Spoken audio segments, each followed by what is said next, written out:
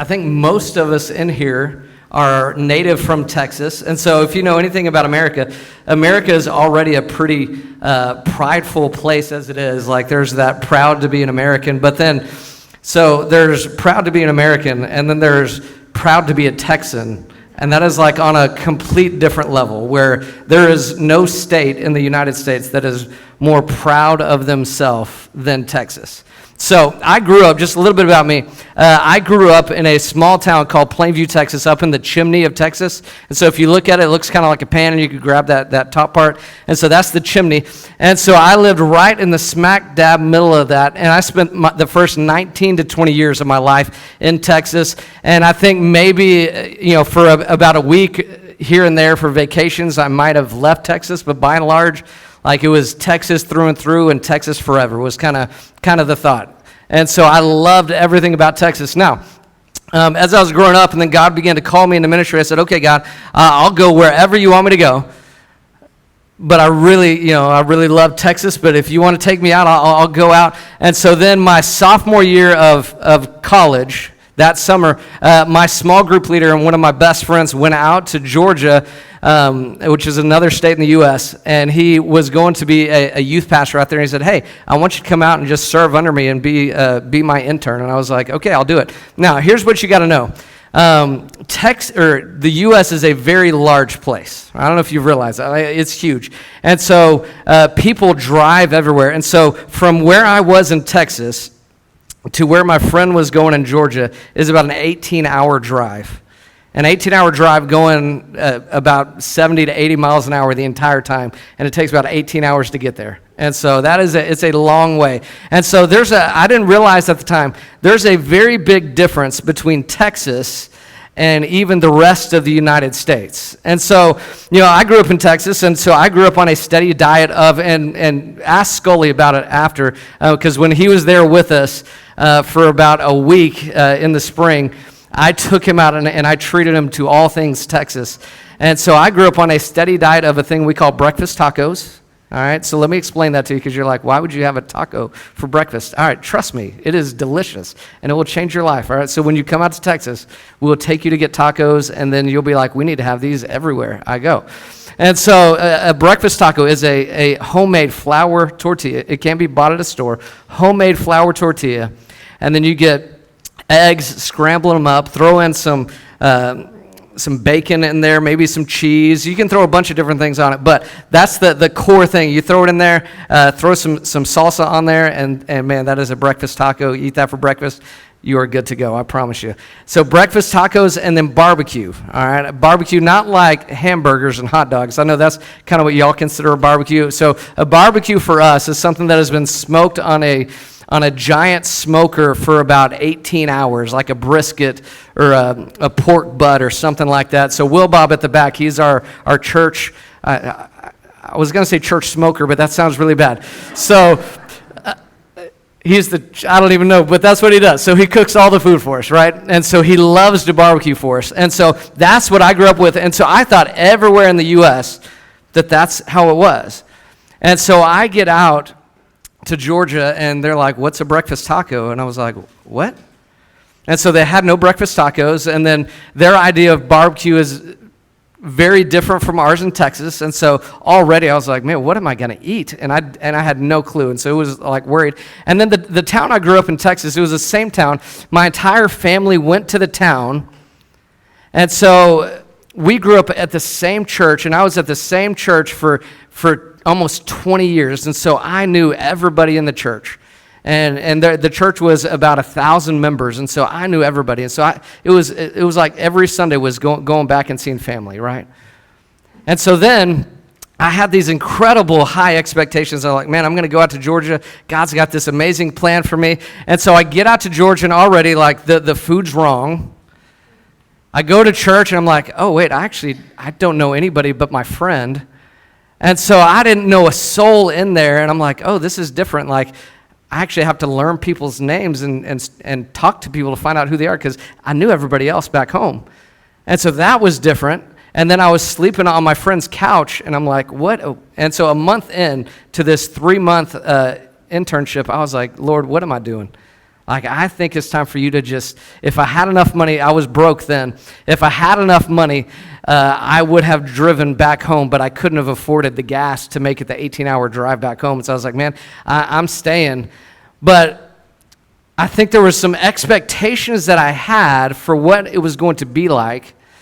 And then when reality met those expectations, there were two very different things. I don't know if that's ever happened to you, where you had expectations for something, and then you show up and you're like, oh man, I'm here and this is what I want to happen. And then reality hits and it's nothing that you expected. Man, that's hard for us oftentimes, isn't it? When we don't meet expectations, it is hard. And so where we're going in Luke chapter 9, starting in verse 18, what we're going to see is the disciples, they had some expectations of Jesus. But the reality of who Jesus was and what he was going to do was very, very different, right? Very different. Because really, everybody has kind of expectations of Jesus. Whether you're a follower of Jesus or not, there's expectations. You have ideas about who Jesus is, because Jesus is the only figure in human history of which every single person, every single religion has to account for. Everyone has to account for Jesus in some way. And so everyone has an idea of who Jesus is. And so many people's answer, if you went out today and you asked, like, okay, hey, who is Jesus? Well, that answer might be very different depending on who that person is, where they came from. Like, you might get different answers like, hey, he was a good teacher, right? Jesus was he was a moral example. Jesus was a social reformer, or maybe some would say Jesus was a prophet, or Jesus was just a wandering philosopher, or some might even say that Jesus was just a man, right? And so people always have an answer for who Jesus is. And the reality is most of those answers are positive, right? Most of those answers about who Jesus is are positive, but then at the same time, that's what makes those answers dangerous, right? Because you can think highly of Jesus and still miss who Jesus was completely. Because here's the problem with all of those answers. They make Jesus significant, but they don't make him preeminent, right? There's a difference. Like, Jesus didn't come to just be significant. Significant means he matters among many things that matter. But preeminent, here's what preeminent means. Preeminent means that he is above all those things, and he matters more than all other things. That's what preeminent means. And so Jesus didn't come to simply be significant. He came because he is preeminent. He's above all things. So, verse 18, it says this. Now it happened that as he was praying alone, the disciples were with him, and he asked them, who do the crowds say that I am? And they answered, John the Baptist. But others say Elijah, and others that one of the prophets of old has arisen. Right? So they give this list, and let's be honest about this list. If you know anything about the Bible, they've listed some incredible people, right? John the Baptist, just a few chapters before Jesus would say that there was not a man born of a woman who was greater than John the Baptist, right? And so John the Baptist was very well thought after, although many thought he was crazy, but he was very well thought after. And then he says, Elijah, right? One of the most incredible prophets of old, Elijah, and he's like, hey, many think you're Elijah, and then some say, man, he's a prophet of old that has risen up. And so it's an incredible list, right? All positive, but yet all incomplete, right? All incomplete. And so then Jesus shifts. He says, hey, what did the crowd say that I am? And then notice what he does next, verse 20. He says, then he said to them, because here's what matters. It really doesn't matter what the crowd says. Here's what matters. He says, but who do you say that I am? Who do you say that I am? See, Jesus, the great thing about Jesus never ever catered to a crowd, right? Where he never changed anything depending on who was there. Jesus stayed who he was, and hey, if you follow me, cool. If you don't, that's okay, because I am who I am. And then he goes, okay, who do they say that I am? But then the more important question, and really, it's the most important question in human history that every person will have to answer for themselves, and that was, hey, who do you say that I am? And that's the same question you have to answer today. Who do you say that Jesus is? And notice what he didn't say. He didn't say, hey, who does your mom think I am? Or who does your grandma think that I am? He didn't ask that. Right? He didn't say, hey, are you religious? He didn't ask that. He said, who do you say that I am? That was the question. And then notice Peter's answer at the end of verse 20. It says, and Peter answered, the Christ of God. See, that answer right there was, he was pointing to, when he said the Christ of God, he was pointing to that he thought Jesus was the promised Messiah who they've been waiting for, right? This is a hugely significant moment in the Gospels, because up to this point in the Gospels, the Father, God the Father has declared who Jesus was. You had some demons who declared who Jesus was, but no man has ever declared who Jesus was up to that point in the Gospels. And so then Peter is the first, and he's saying, hey, you are the Messiah that we have been waiting for. And see, throughout the Old Testament, God promised that a Messiah would come, and this Messiah would do a couple of things. Number one, he would deliver his people. Number two, he would defeat their enemies. Number three, he would end injustice. Number four, it would reverse the curse of sin. And number five, it would establish God's kingdom forever. And that's what they were expecting, right? And so that Messiah, he's going, hey, this is who we believe you are. But then something happened from the time that those prophecies were given to about the first century when this is happening. Most Jews by this time, their perception of what the Messiah would do had changed. And it changed to this, where they believed that the Messiah would simply overthrow Roman oppression, and he would restore Israel's national glory, and he would rule as a victorious king over all other governments and all other kingdoms. And that was their expectation for who Jesus was. And so when Peter makes this confession, hey, you are the Christ, here's what Peter's saying. Hey, Jesus, we believe you are the one we've been waiting for. You are the promised Messiah, but we believe that is for you to come in and overthrow Rome and do all the other things. That's their expectation, right? Which is a very different expectation from the Old Testament, right?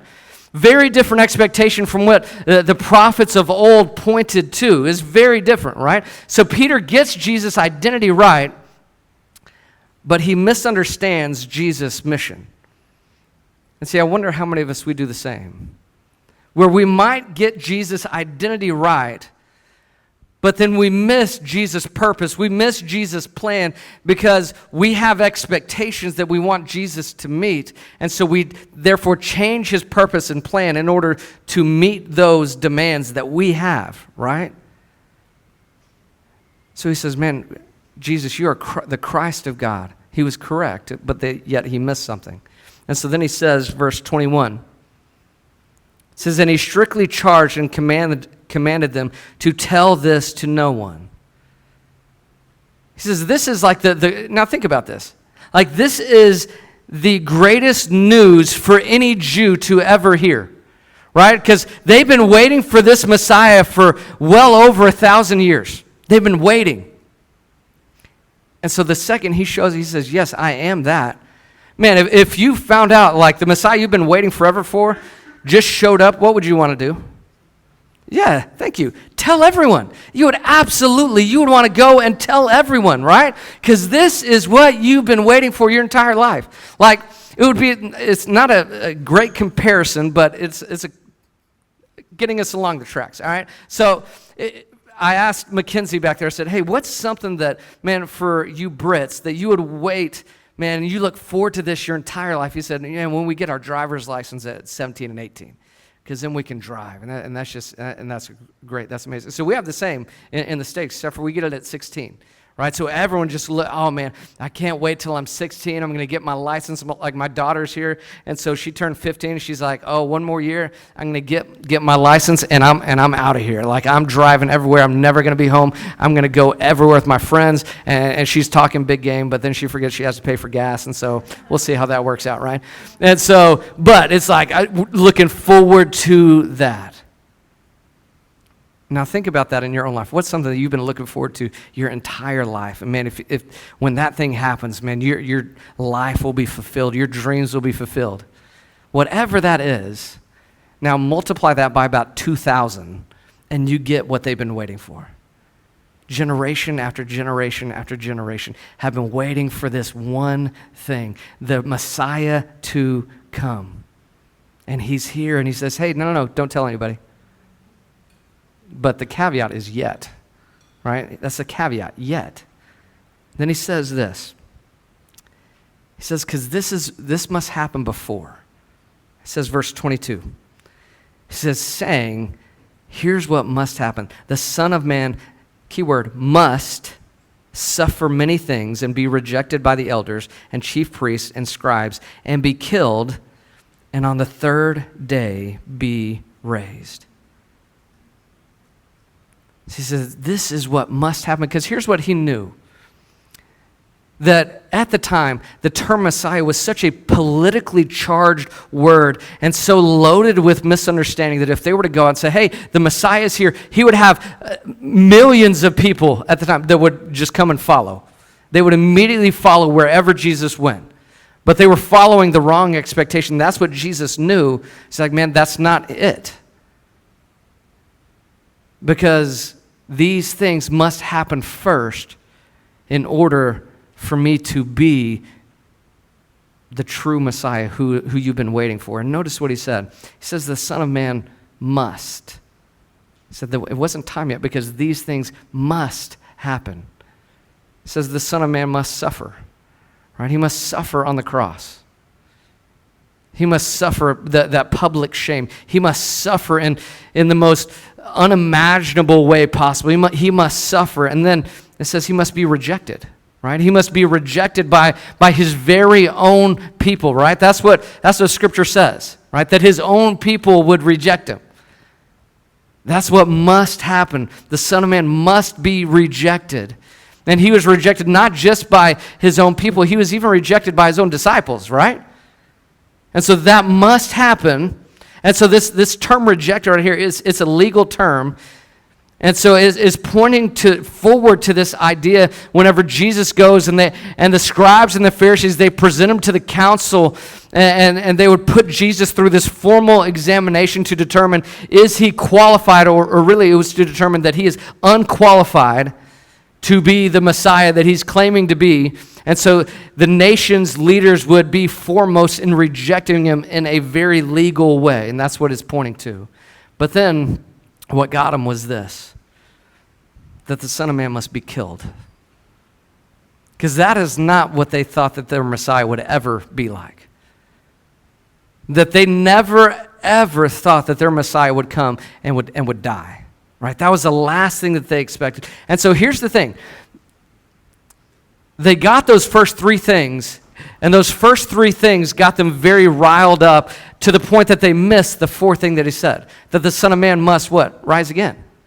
They totally missed that. And so in the other Gospels, right, we have this, every other Gospel at this moment when they tell this story, it follows it with Peter interrupting what is going on. It says, no, Jesus, that is not how this is going to go, right? Where Peter's like so bold and brave to go, no, Jesus, you're wrong about this. Like he's telling the guy who he just said, hey, you're the Messiah, that, hey, you're wrong. Like that doesn't work, right? But he is so like upset by what is said there that he goes, no, Jesus, that is not how it's going to go. And then do you remember what happened right after that? Jesus looks at him. This would be, I would hate to be Peter in this moment, because he looks at him and he says, get behind me, Satan. Whew. Like, talk about man, I would never want to be in his shoes in that moment. Which, hold on, like, what does it say about who Peter is in Scripture? That what is he to the church? Anybody? Huh? Cornerstone. He had a lot of different, it's hard to keep up. He was the cornerstone, right? That he's going to be massively, massively important to the church and the future of the church. Like massively important, right? That's what he says. Hey, on this rock I will build my church. And so, man, there's some hope for some of us. Ready? That we can mess it up all the time and God still have a purpose for us, right? We can mess it up every step of the way, and God still have a purpose for us. Because what Peter missed was that this moment isn't, when the Son of Man must suffer, be rejected, die, and rise again. It's not an interruption to the plan. It is the plan itself being played out. It's just not Peter's plan. It's the far greater plan being played out. Because Peter believed that Jesus came so God's people wouldn't suffer. Right? But that wasn't it. Right? Jesus says, I'm not saving you from suffering. What he's saying is, I'm saving you through suffering. I'm saving you by suffering. Because Jesus promises not to remove all suffering, but rather what he promises is to redeem suffering. To redeem suffering, to give suffering a purpose, and to produce life through suffering, so that when his followers, who are called to be like Jesus is, suffer, that he can use that and produce something incredible and beautiful through the suffering, not to go, hey, no, you'll never suffer. Because when we buy that lie that we'll never suffer, then when we do, which is inevitable, then what do? We want to walk away, right? And Jesus says, no, I need you to come to me with the right expectations that, man, you probably will suffer. And that's okay, because I can do something with that suffering. And isn't that true today? Many people will still believe, like, if I follow Jesus, then they would say, man, life gets easier. If I follow Jesus, life gets easier. All of my problems disappear because God owes me comfort. I've experienced all this bad stuff, so God owes me this. But Jesus never promised that. In fact, sometimes following Jesus increases hardship, but his promise in the middle of that is very much his presence. See, Peter thought Jesus misunderstood what it meant to be the Messiah. But Jesus is actually saying, you've misunderstood what discipleship looks like. And so if this is the kind of Messiah that Jesus is and what he does on the cross for us, then the kind of people he calls is ones who are not just spectators, but ones who are actively involved in the mission of their Messiah. So he says, verse 23, he says, and he said to all, if anyone would come after me, then he says three things. You ready? Let him deny himself and take up his cross and follow me. For whoever would save his life will lose it, but whoever loses his life for my sake will save it. He says, man, if you're going to follow me, here's what you must do. You must deny yourself. And here's what that is. It's a settled decision that you make about who is the one who is in charge of your life. You're denying yourself. You're taking yourself off the seat of the throne of your life, and you're going, no, I'm going to give that control up to someone else, and that is Jesus, right? That's what he means. And he's saying that in the middle of a culture that he's still saying that to us, a culture that is very much about me, right? Where everything we do is always self-motivated. Everything we do is about, no, I don't want to deny self. I want to promote self, and I want to be all about self. Self. It's all about me. It's all about me. That's the culture we live in. And so Jesus would even speak to our culture. He says, no, that's not how it works in the kingdom. That in the kingdom, you deny yourself because Jesus is the most important, and he is preeminent, and he is the one who is in control of my life. There's a difference there, right? And so he says, and here's how that looks. He says that you will take up your cross, and then what's the word that this gospel that Luke adds that the other three don't? Daily. He says, man, you must take up your cross daily. Now, here's the thing. For us, I think we miss how just huge what Jesus said there is. Because how many of us have ever seen somebody die on a cross? Anybody? No, I didn't think that. Okay. Maybe in a movie, but not in real life, right? Because that's not something that happens anymore. And so when he says, take up your cross daily, what immediately comes to the minds of those original hearers is what? The people that they've seen in their village take and carry a cross through their village up to a hill to die on it. And they know that anybody they see carrying their cross through the village up to a hill, that is a one-way trip. That is what they know, that everyone who does that is a one-way trip. They are going to die, and that is the end of it. They know that, right? And so it says, hey, here it is for us, that when you commit your life, you say, I'm going to follow Jesus, that is, you're taking a one-way trip, dying to yourself daily. And so he put some parameters on discipleship, and that single word changes everything, because following Jesus is not one single dramatic, heroic moment of going, Jesus, I'm going to follow you, I'm going to do whatever. No, it's a daily moments of dying to yourself, going, okay, Jesus, what do you want to do with my life? And I'm going to do whatever it is that you say. And I'm going to die to myself every single day and put your will, your purpose, your plan at the forefront of my life, even if that means losing all the other things that I thought mattered. And that's why he adds that. For whoever would save his life will lose it, and whoever loses his life for my sake will save it, because it is going to look completely countercultural.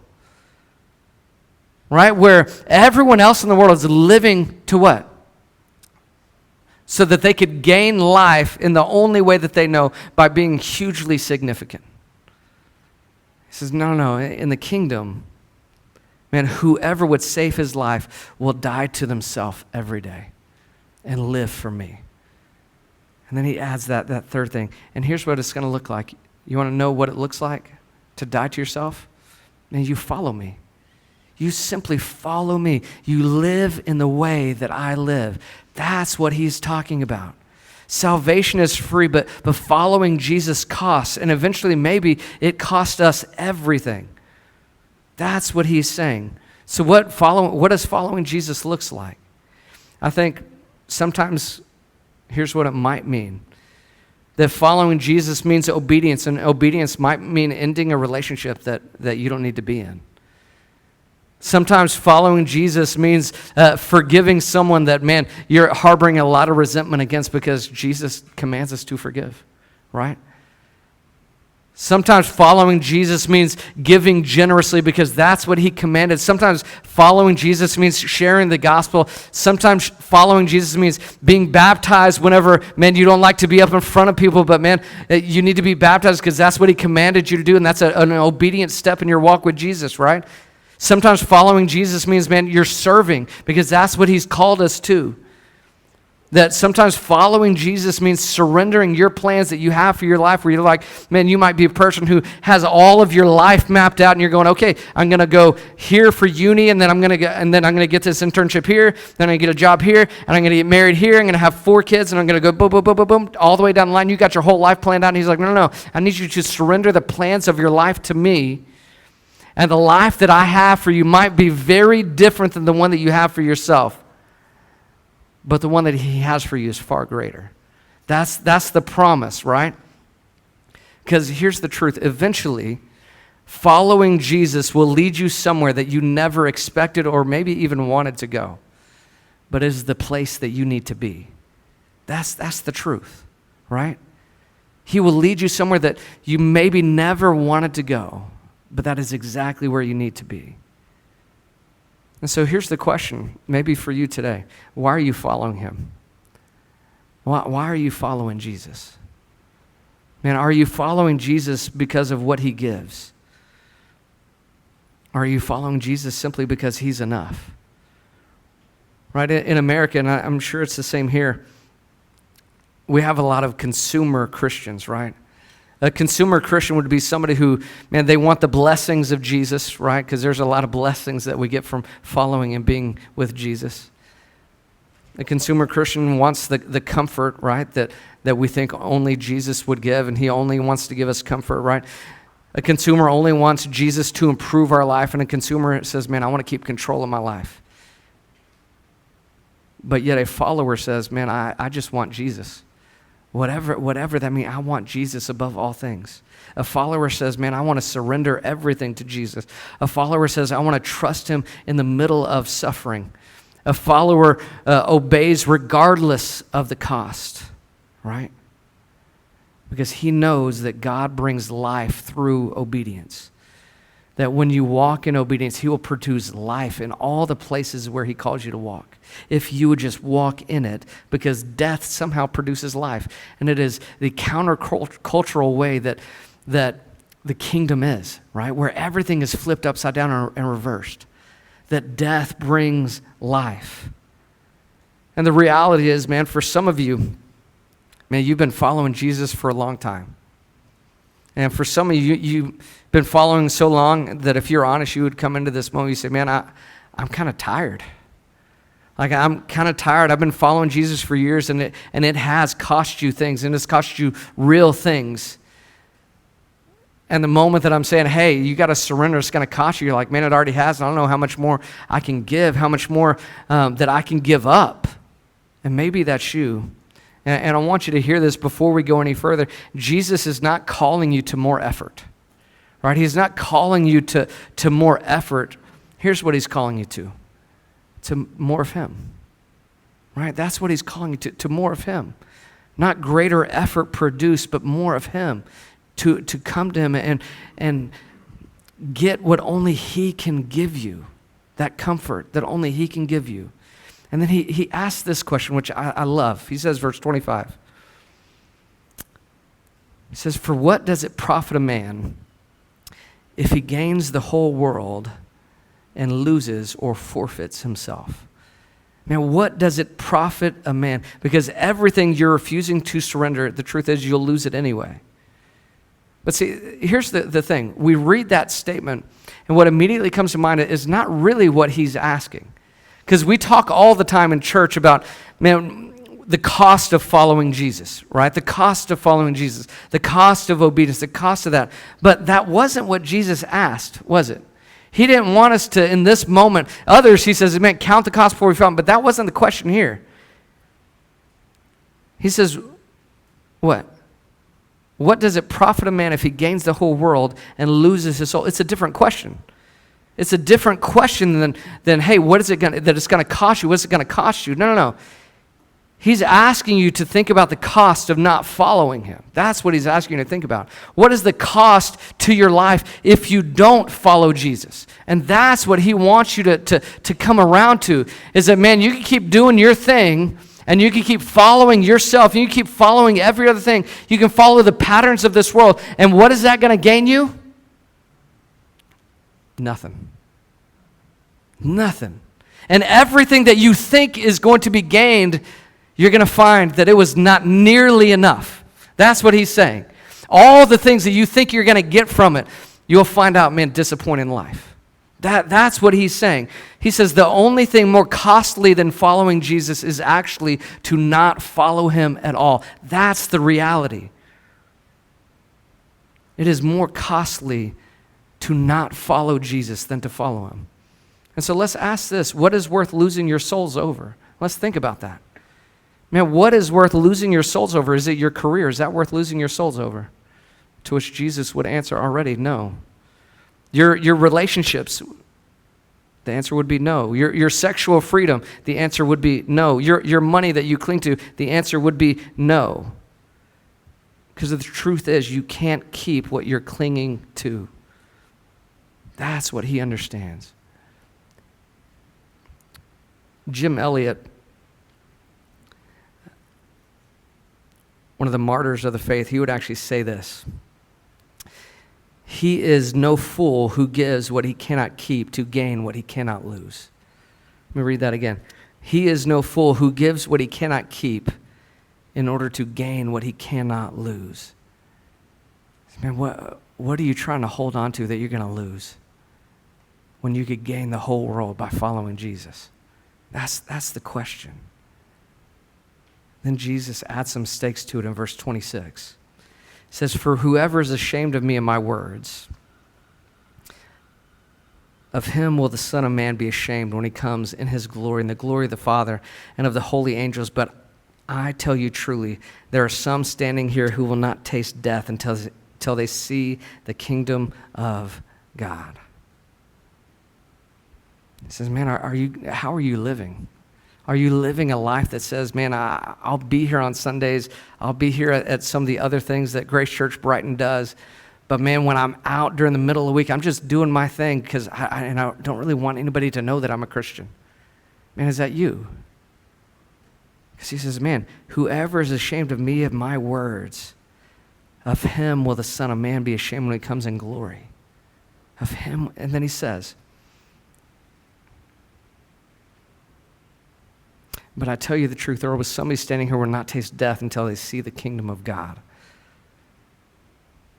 says, man, it is worth paying the cost. That's what he's talking about. It is worth paying the cost. Why?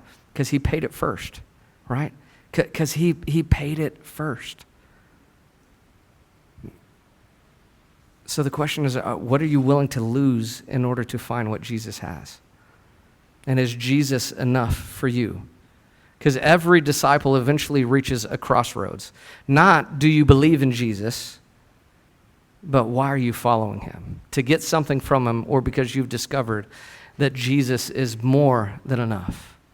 Because Jesus didn't come to create consumers who use him for a better life. He came to make disciples who treasure him more than life itself. And so when Jesus doesn't meet your expectations, man, will you still follow him? Because his plan is better than yours. So I told earlier in the story, at the very beginning of the message, that I went to Georgia, and after a month, I was ready to leave and go back. And then something shifted after that, as just spending time with God and praying, and God going, no, hey, I need you to stick it out. I need you to just keep going, keep plugging in. Because what he knew that I didn't was, man, on the other side, as long as I push through, that there's going to be some massive changes that would happen in my life in that time. And so what he knew is that, man, come 2 months later, everything would be flipped on its head, and I ended up staying in Georgia longer because I loved it and fell in love with the place. And so the church that I was going to, where I left all the family that I knew back in Texas, that I found a brand new family in Georgia that, man, was amazing and beautiful. And so there were families that became family and invited me in to be a part of their families. And it was like something that I'd never experienced because I always had family, right? He taught me what relational ministry was, because I had to all of a sudden learn how to build relationships, right? And so maybe for some of you, where you're coming in and out from, man, you're here for uni, you may only be here for a short time, and I'll tell you, like the church, and this is a great place where you can find incredible family, right? Grace Church Brighton has incredible pastors and their families, and it's a great place for you to find family where you may not have one currently. It says, man, you can come and find that here. And it's a great place to be. And see, in the middle of that, I didn't realize that I went out to Georgia, and then I ended up staying from June all the way till January. And the week before I was leaving to go back to Texas, I was at a conference, and I was working a booth because I had to have a job. And so I was working this booth at this Christian conference, and at the booth next to me was a girl named Jenny. And so we slowly started talking over the time, and then, fast forward 20 years, and we're married and have 3 kids and 1 on the way, and we've been married 17 years as of yesterday, right? Because God's plan was actually far greater when we trust him through it, right? When we trust God, when we don't have our expectations met, he has something far greater in his plan than what you have for yourself, if you will trust him through it. That's the thing. God's plan is always greater, but will you trust him long enough to see it? Will you trust him when your expectations aren't met? Because who he is, the reality of who he is far greater than your expectations. I love in John 6, towards the end. So it's one of the hardest teachings in Jesus' ministry. He gives us this incredibly difficult message, and then all these people who are following Jesus, there were hundreds of people who are following Jesus, all of them leave and start going away, right? We're going to finish with this. And so they all leave and go away, and then Jesus looks at Peter and he says this. It says, verse 66, after this, many of his disciples, not his enemies, right, his disciples, says they turned and they no longer walked with him. And then verse 67 says this, so Jesus said to the 12, do you want to go away as well? Right, all these hundreds of people who were following Jesus for what he could give, because they were consumers, man, left because Jesus called them to count the cost. Man, they left because they weren't willing to count it. And so then he turns to his disciples and he says, hey, are you just going to leave too? And notice Simon Peter's response in verse 68. Because where Simon Peter, he says absolutely idiotic stuff, then he follows it up with gems like this, and he says, Simon Peter answered him, Lord, to whom shall we go? You have the words of eternal life, and we have believed and have come to know that you are the Holy One of God. He says, man, where else would I go? Like, you have everything. You have all that I need. Why? I can't be satisfied anymore with anything else. So where else would I go? Who else am I going to follow that can give me what you only can? Nobody, right? He finally realized that what he wants and everything that he wants in life can only be met in the person of Jesus. So he says, man, where else would I go? You're the only one. Man, is that where you are? Where when he calls you to take up your cross and to follow him, and it costs you, can you look at him and go, hey, yeah, I lost that, but where else would I go? Because you have something that nothing else and no one else can provide. Man, can you say that? Is that where you are? You're not staying because he owes us something, but we're staying because he is far more worth it than anything else. That's what following him will inevitably look like. So let's pray. And here's the question. If you've never said yes to following Jesus, that maybe today's the day that you need to do that. If you've never said yes to following the Jesus of the Bible, not the Jesus of culture, not the Jesus of your background, but Jesus, the Christ of God, the Messiah, maybe today's the day that needs to change. And today you need to talk to one of the pastors that are here about what it looks like to surrender your life to Jesus. They would love to talk with you about that. And Father, for others in the room who, man, they are followers. They have been following you, but if they're honest, they haven't been counting the cost. They've been running from counting a cost. And so, Father, would you help them to surrender whatever it is that's holding them back, to surrender whatever cost that you're calling them to give up, so that they could find in you something worth far more than anything they're holding back.